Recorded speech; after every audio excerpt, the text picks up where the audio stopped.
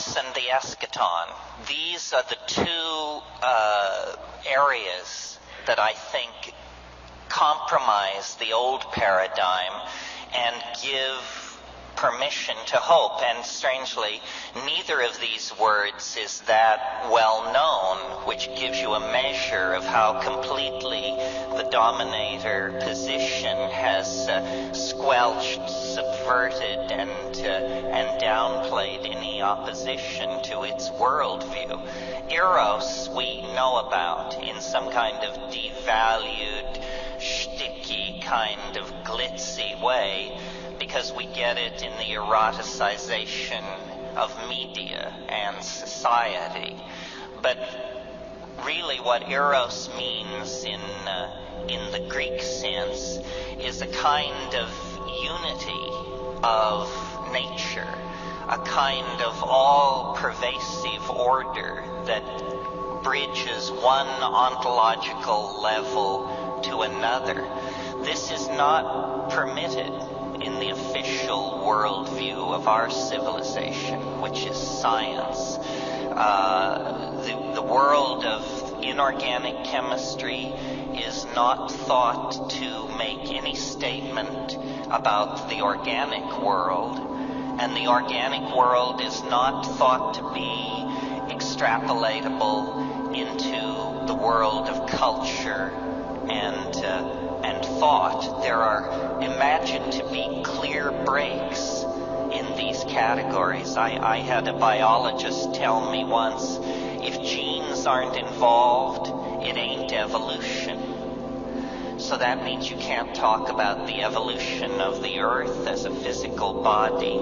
You can't talk about the evolution of human social institutions.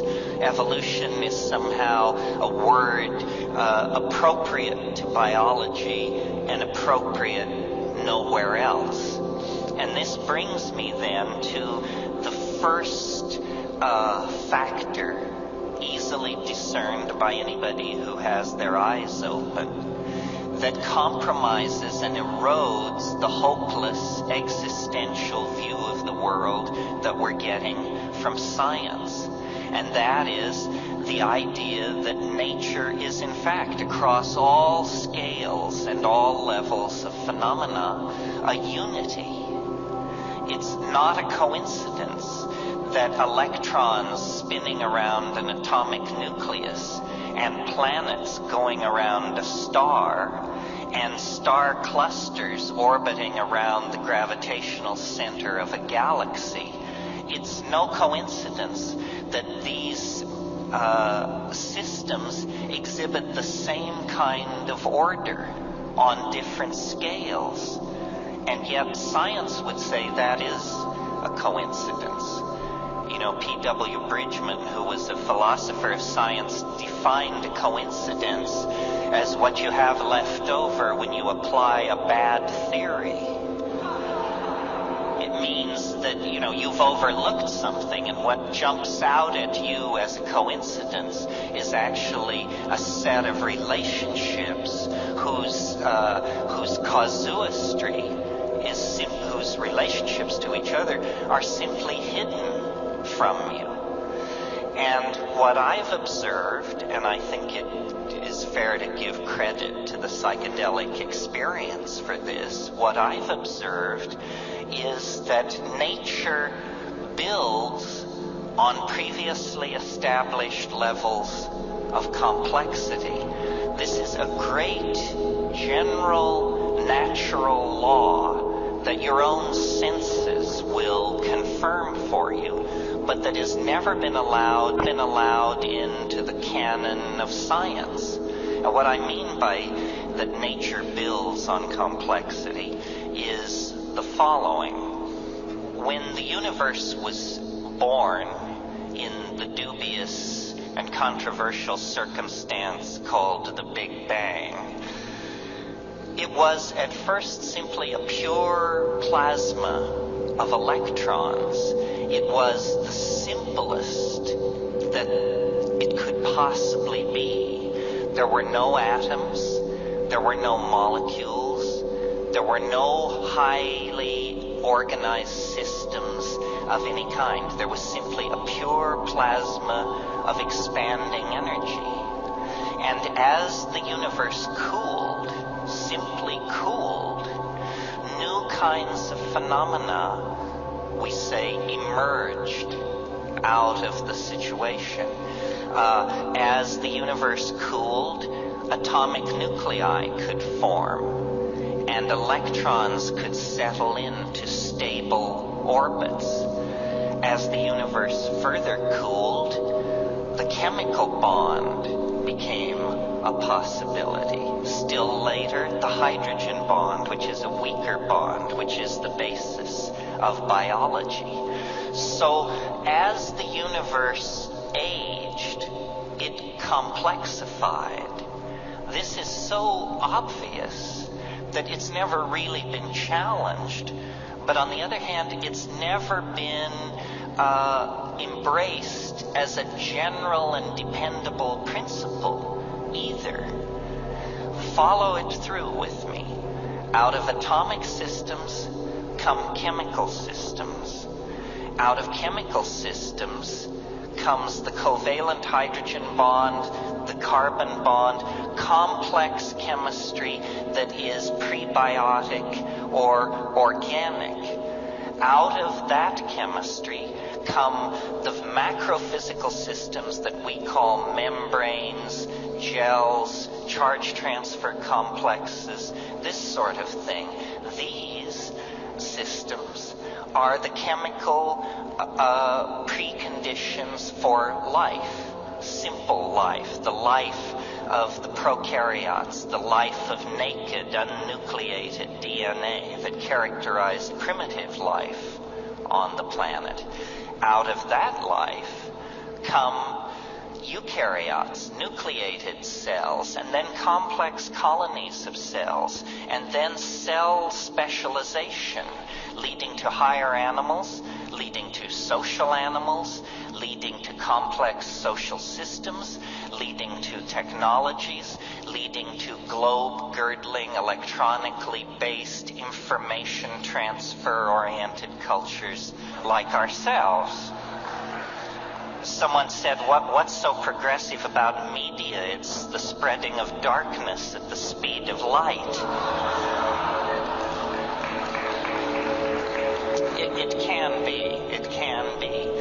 Well, so this is very interesting, that apparently the way the universe works is upon a platform of previously achieved complexity, chemical, electrical, social, biological, whatever, new forms of complexity can be built that cross these ontological boundaries. In other words, what I mean by that is that biology is based on complex chemistry, but it is more than complex chemistry. Social systems are based on the organization that is animal life, and yet it is more than animal life. So this is a general law of the universe overlooked by science, that out of complexity emerges greater complexity.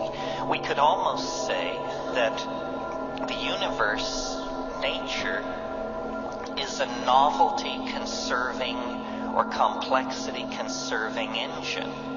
It makes complexity and it preserves it, and it uses it as the basis for further complexity. Now, there's more to this than simply that. I think we all observationally could agree with what has been said so far. The added wrinkle, or an added wrinkle, is that each advancement into complexity, into novelty, proceeds more quickly than the stage that preceded it. This is very profound, because it, if accepted as a serious first principle, it ends the marginalization of our own species to the level of spectator status in a universe that knows nothing of us and cares nothing for us. This is the most advanced position that modern science will allow us. Spectators to a drama we didn't write, shouldn't expect to understand, and cannot influence.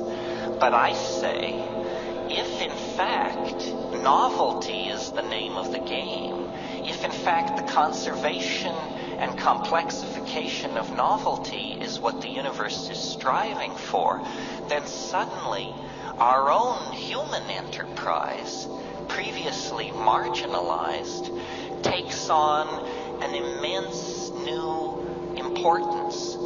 We are apparently players in the cosmic drama, and in this particular act of the cosmic drama, we hold a very central role. We are at the pinnacle of the expression of complexification in the animal world, and somehow this complexity, which is concentrated in us, has flowed over out of the domain of animal organization and into this mysterious domain which we call culture, language, consciousness, higher values. Each stage of advancement into complexity occurs more quickly than the stage which preceded it. After the initial Big Bang, there was a period of billions of years when the universe cooled, stars condensed, planetary systems formed, and then the quickening process crossed an invisible Rubicon into the domain of animal and biological organization. Well, you see, since the rise of Western monotheism, the human experience has been marginalized. We have been told that we were unimportant in the cosmic drama.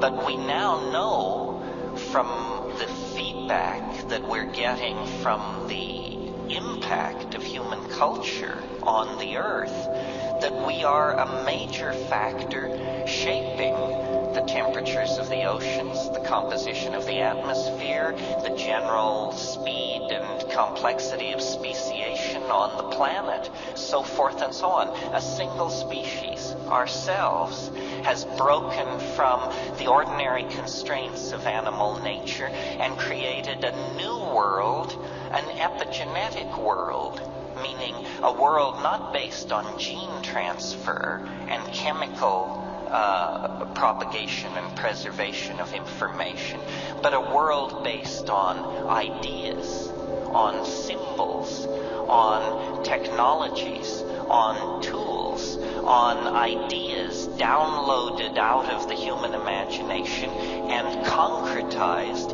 in three-dimensional space as choppers, arrow points, particle accelerators, gene sequencers, spacecraft, what have you. All of this complexification occurring at a faster and faster rate. And this brings me then to the second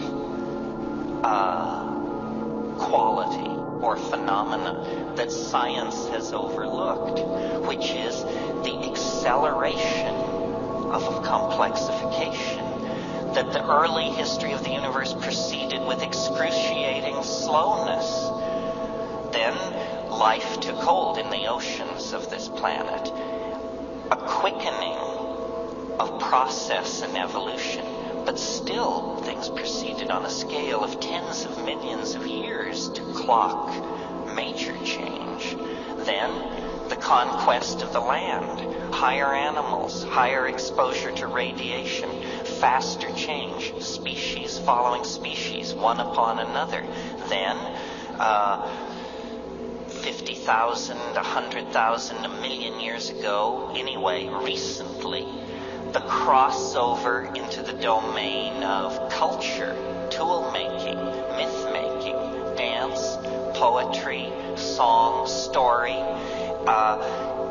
And that set the stage for the fall into history, the incredibly unusual and self-consuming process that has been going on for the past 15 or 20,000 years. A biological snap of the finger. And yet, in that time, everything that we call human, everything that we associate with higher values has been adumbrated, elaborated, created, set in place by one species, ourselves. This acceleration of time or complexity shows no sign of slowing down. In fact, within the fabric of our own lives, we can almost daily, hourly, by the minute, feel it speeding up, taking hold. It's a cliche that time is moving faster and faster, a cliche of the mass media.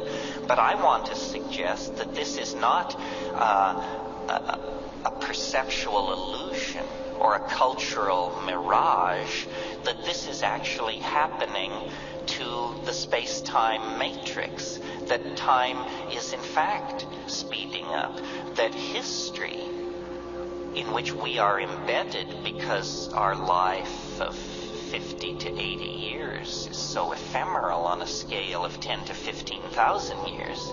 But nevertheless, history is a state of incredible destabilization. It's a chaostrophe in the process of happening. It begins with animals kept in balance by natural selection, and it ends with a global internet of electronic information transfer and a language-using species hurling its instruments toward the stars. There is no reason for us to suppose that this process of acceleration is ever going to slow down or be deflected. It has been a law of nature from the very beginning of nature that this acceleration was built in.